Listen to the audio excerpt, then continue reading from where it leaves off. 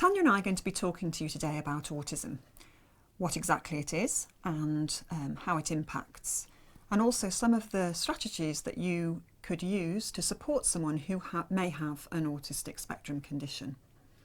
We talk about autism as being a spectrum condition. In other words, no two people diagnosed with autism are going to be the same. They're going to present very differently. And we often talk about people who don't have autism as being neurotypical and people who have autism as being neurodiverse.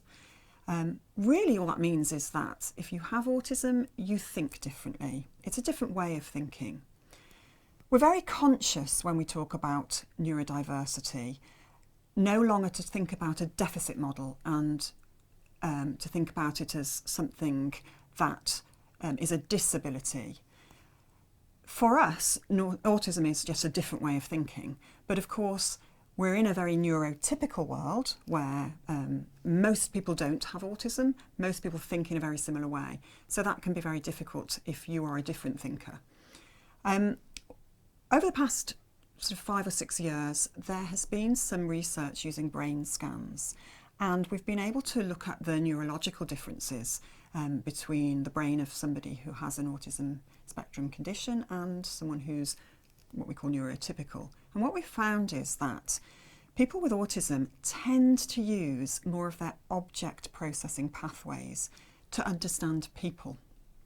And if you think about that for a minute, that can make people very unpredictable to be around and very confusing.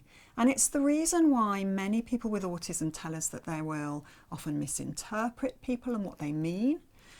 Many people with autism will describe how being around people, particularly unfamiliar people, for a long time drains them of energy. They find that very challenging. And it often takes them slightly longer to process and work people out. It's something that they may have to learn as opposed to it being something instinctive, if you like, at their fingertips that they just know about. And that's quite difficult to cope with in a busy, crowded situation where there are lots of unpredictable people around you.